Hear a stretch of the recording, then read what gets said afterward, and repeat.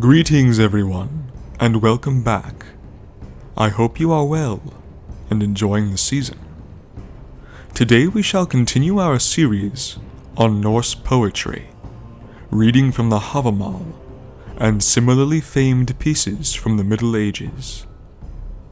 For those of you who are new to the channel, it is our ambition here to explore the code of chivalry and similarly noble creeds through poetry, both recent and archaic, as this is how we can truly understand the virtues of the past and use them to shape ourselves, helping to build a better world. If you wish to read today's pieces for yourself, you can find them linked in the description. But now, relax and take heart, for this poetry is the stuff of chivalry. Our first reading comes to us from the Havamal, Wisdom for Wanderers and Counsel for Guests, verses 61 to 79. Fed and washed should one ride to court, though in garments none too new.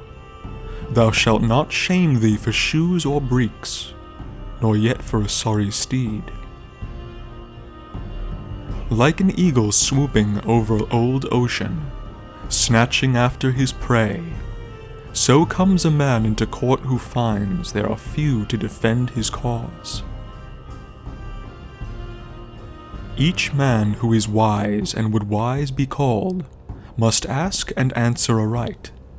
Let one know thy secret, but never a second, if 3 1,000 shall know.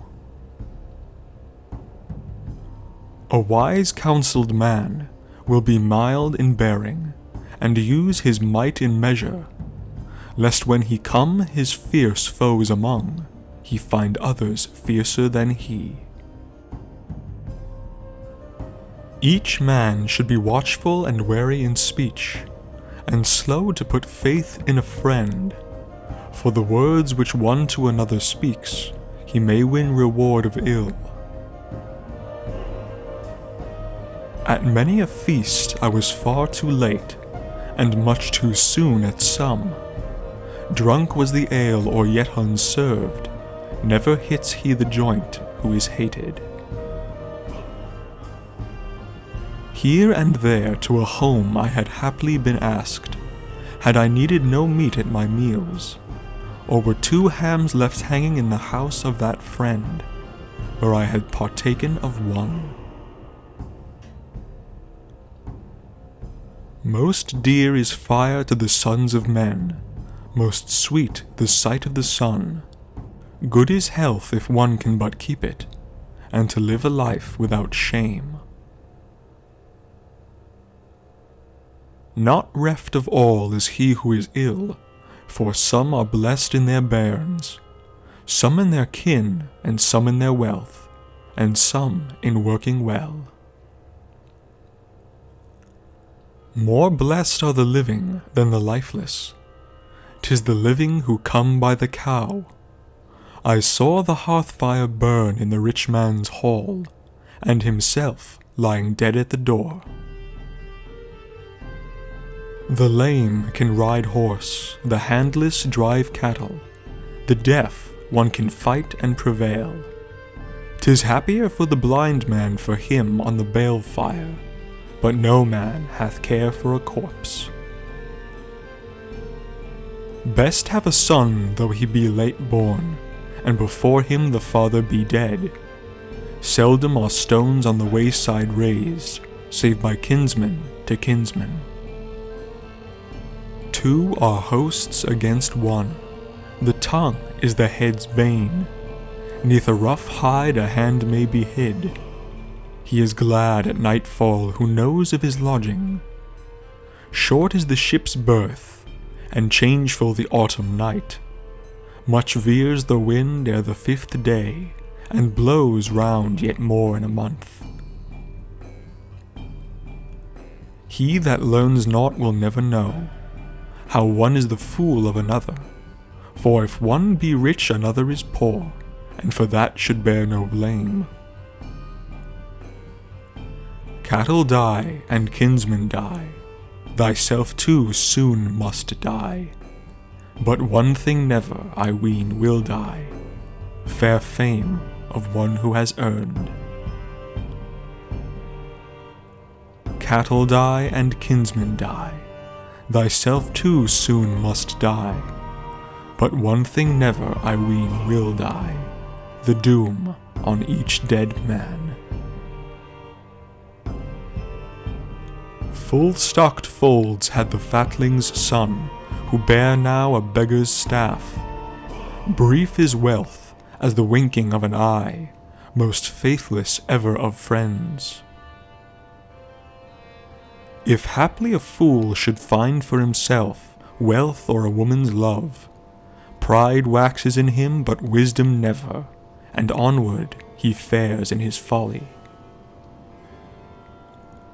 All will prove true that thou askest of runes, those that are come from the gods, which the high powers wrought, and which Odin painted, then silence is surely best. We shall now read a poem from the Poetic Edda, The Waking of Angantyr. Angantyr's only child was a daughter named Hervor, who dressed herself in men's clothing and joined a company of Vikings. Their ship happened to land at Samsey, and Hervor, in spite of the warnings of her companions, set out at night on the haunted island to find her father's grave and recover the precious sword, Tyrfing, on which the curse lay that once unsheathed must draw blood, even if it be the blood of a relative. At this point the poem begins. A young maiden met at sunset a man with his flock on Munarvag. The herdsman said, "To visit this island all alone is overbold. Go back to your lodging." Hervor replied, "I have no lodging. Of the island folk I know none. I will not go back. Before we part, first tell me how I may come to the Jorvard graves." "Do not ask, it is unwise," the herdsman said. "You do not know your deadly peril. Let us flee as fast as our feet can take us. All without is a horror to view." Hervor replied, "It is vain to hinder the Viking's friend. Show me the way. As a reward, you shall have this golden necklace. You will get nothing, nor ring nor ornament, if you hold your peace. To have come hither, all alone, to this land of shadows was sheer folly. Over fen and fold fires are soaring, graves are opening. Let us go quickly," the herdsman replied.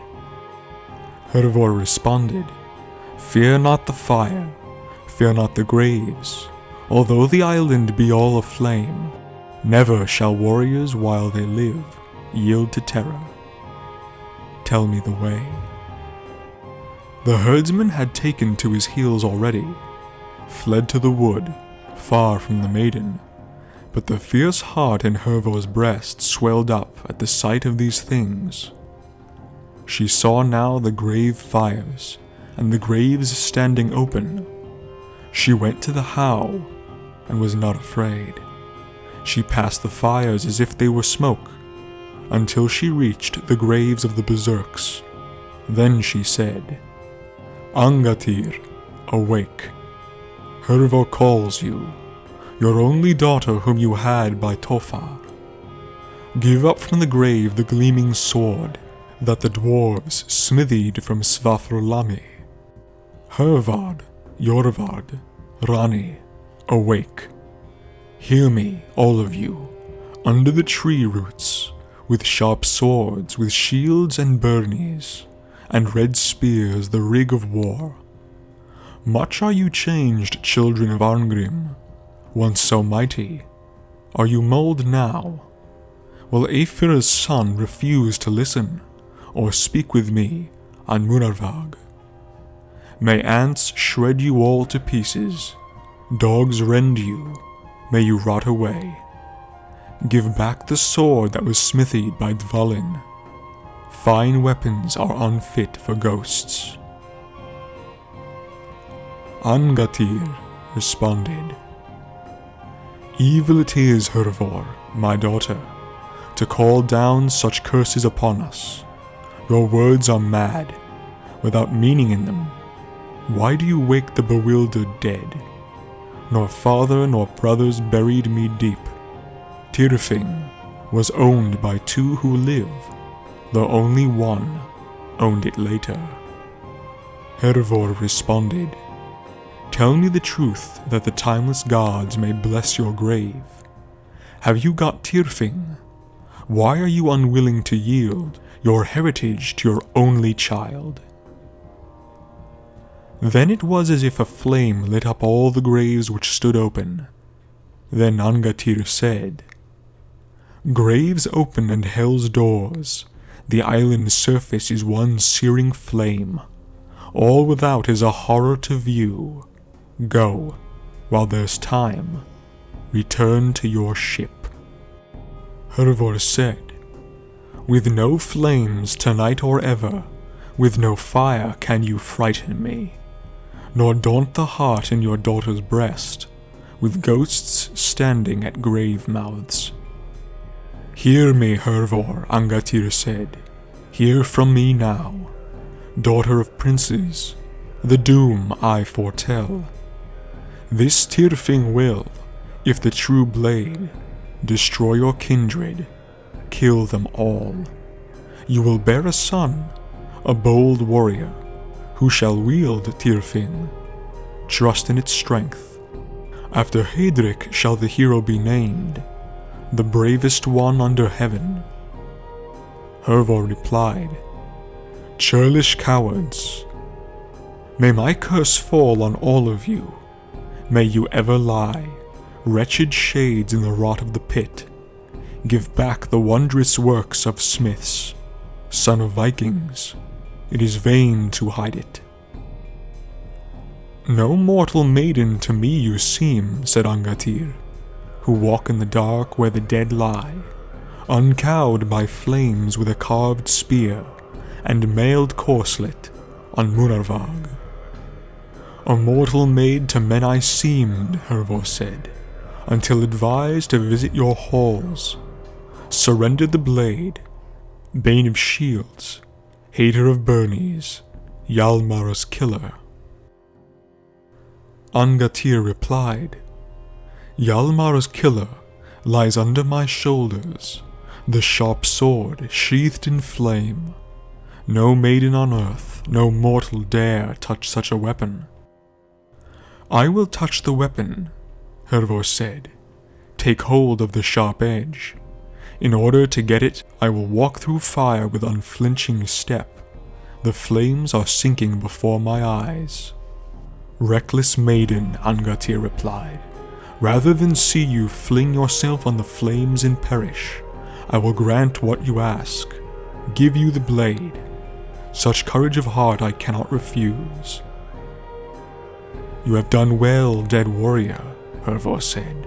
To grant what I ask, give me the blade.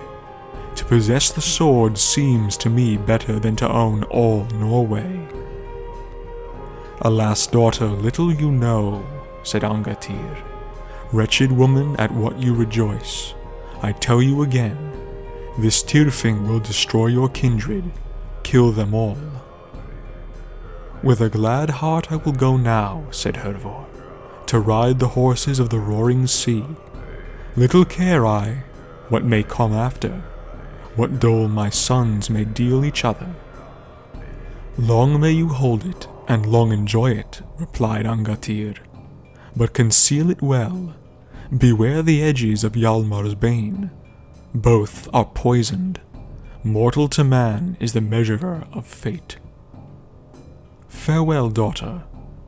Would I could give you all the strength and stoutness of heart that was taken from Arngrim's 12 sons. The good of life they lost in death. I will hasten hence. I am eager to be gone, said Hervor. Blessed in your graves, may you be at peace. I deemed in my mind that death was near, when all about me leapt high flame. I hope you have enjoyed today's video, and have learned something from this reading on Norse poetry. If you wish to hear more, please like our videos and subscribe to our channel. Peace be with you. Until next time, we speak of chivalry and poetry.